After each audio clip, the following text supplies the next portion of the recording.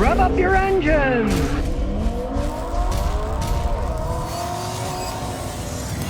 Here we go, the war between Tesla and China. Tesla drivers are being stopped on the highway by Chinese police saying you can't drive on the highway because of the accident that occurred, obviously, in spring where the two people burned up. Yeah? And they had their own accident the other day. A Tesla caught fire after sitting in a barrier on the right side, hit another car, and the passenger in the car was killed. So now this might be them getting even. How they treated that woman and had her arrested at the car show where she was complaining about the quality because she said she got in a wreck because of the brakes. And of course, Tesla denies that they got a problem with their brakes. They seem to deny everything. So now the police in China are blocking the Teslas from going on the highway. But if you really remember, the woman, like I said, who complained, and they arrested her, she spent 5 days in jail. Now the Chinese are saying Tesla's being arrogant about this. So probably banning it from the road is a revenge thing. She said the brakes didn't work. Of course, they said the brakes did work, you know. Tesla denies everything. Yeah, look at his cars. They're not perfect. The hoods don't even line up on them. On a $66,000 car, like the video I made the other day. Here is what the state-backed Chinese government said, and I quote, "The arrogant and overbearing stance the company exhibited in front of the public is repugnant and unacceptable,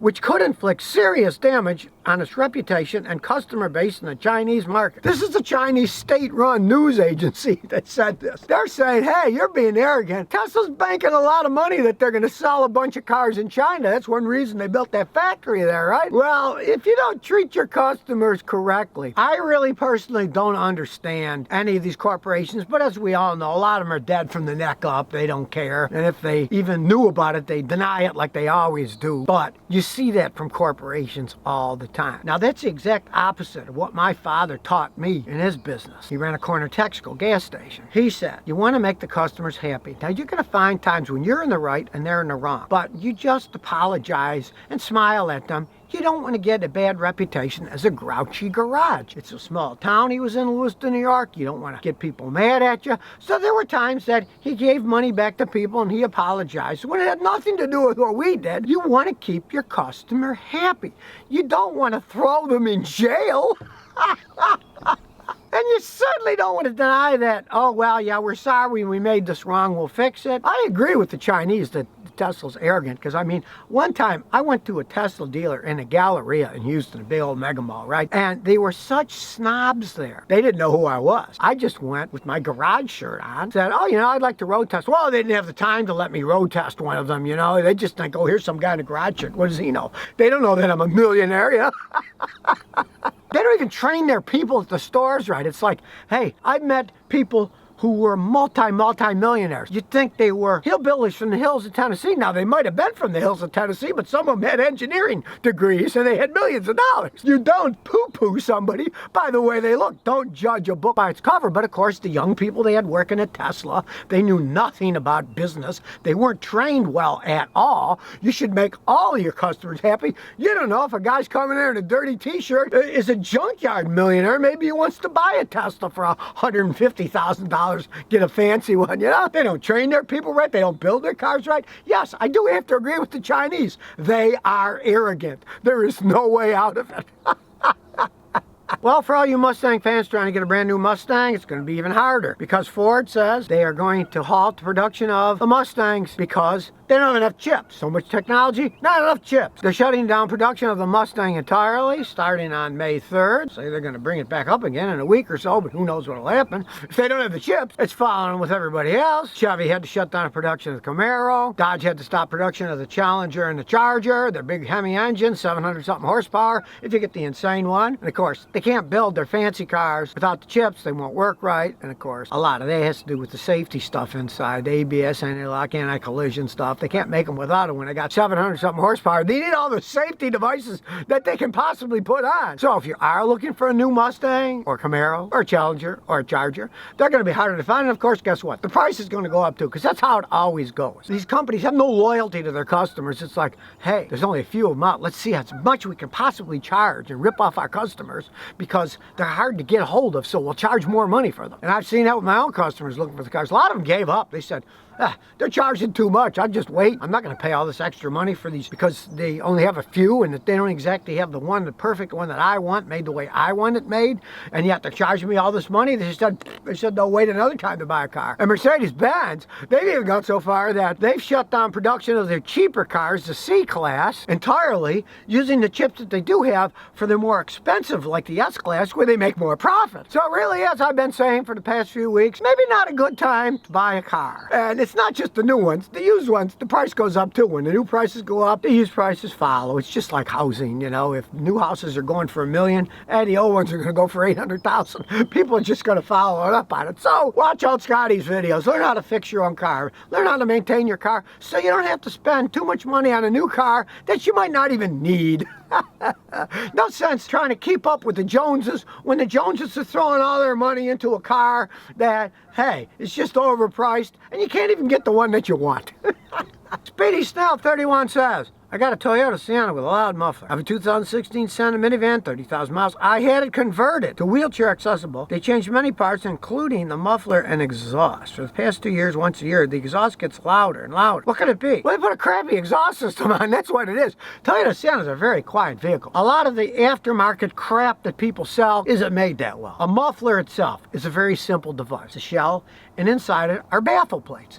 And they have baffle plates, and then a little hole, and another baffle plate. So it's kind of like the sound goes through a maze, and it hits the baffles baffle the sound, and by the time it comes out, it's quiet. They just sold you a crappy muffler. If I were you, I'd go back to whoever did the work and say, will you please install a factory Toyota muffler on this thing, and not that aftermarket crap you put on.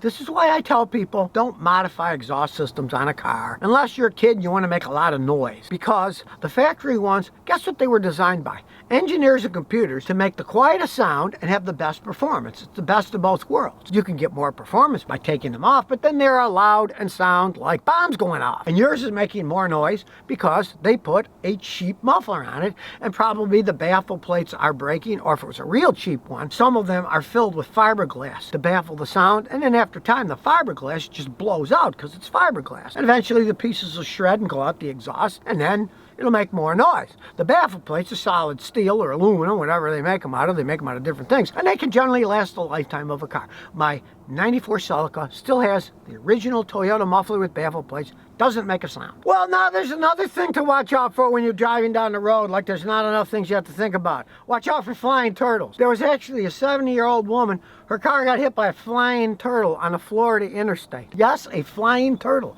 I guess the turtles decided to go into the air too. When turtles fly. Well, I've seen stuff like that happen before. What probably happened was the turtle probably got flipped by a previous vehicle, flew through the air, and then smashed into her windshield. Now, luckily, the woman was okay. She was obviously flustered, but here's the strangest thing of all. The turtle's perfectly okay. It flipped. Those shells are hard. They set it a tiny crack on its shell, and then they put the turtle next to the highway in the woods, and it sauntered away. So I guess maybe we should make our cars more like turtles and less like cars. I don't know what was going like 60 miles an hour. Hey, a car hits a car at 60 miles, they're going to be destroyed. But that turtle, it made it through. Flew through the air, went through the windshield, bounced off. Big old hole in the windshield, and the turtle sauntered away. So yet another thing to watch out for, flying turtles. You never know what's going to be coming at your car for any period of time. I wonder what would have happened if one of those Teslas on autopilot, what would it have done if it saw a flying turtle coming at the windshield? Would the computer program have enough savvy to know what to do when there's a flying turtle coming at you? Tammy says, I got a shutter in Montana. I got an '01 Pontiac 3.1 Montana from my dad. It has issues. The worst is the van shutters when you go uphill. My dad says, give it a lot of gas, it'll stop. But I want to find out what's wrong. All right, what's wrong is your transmission starting to go out. That's typical on those Pontiac Montanas. Those are one of the worst vans ever made. You don't want to put a lot of money into it, because to fix that, you'd have to put in a remanufactured transmission, which costs thousands and thousands and thousands of dollars. And the vehicle is not worth that, as old as it is. It's unfortunate, but listen to your father, give it a lot of gas, drive it, and when it finally stops shifting, call up the nearest junkyard and say, how much will you give me for this Montana? It doesn't move anymore, because the transmission's gone out. That was one of the worst ever made by GM. They made some pretty bad things, but those Montanas, they were absolute disaster areas. They made them too cheap. They had all kinds of problems. And when they were new. They weren't that inexpensive to buy either. It wasn't like you were buying an inexpensive vehicle. They cost quite a bit of money. They were just poorly made, and I can guarantee you, your transmission is going out. Your father says floor it, because see, when you floor it, pushing more pressure to the transmission, whatever problem it has doesn't show up. But when it's light acceleration, there's less power going to the transmission, and then it starts shuddering. It's starting to go out. I can guarantee you that. I worked on enough of those to know your transmission's starting to go out. Maybe it's how long it lasts, but don't put a bunch of money in it. They are terrible products. So if you never want to miss another one of my new car repair videos, remember to ring that bell.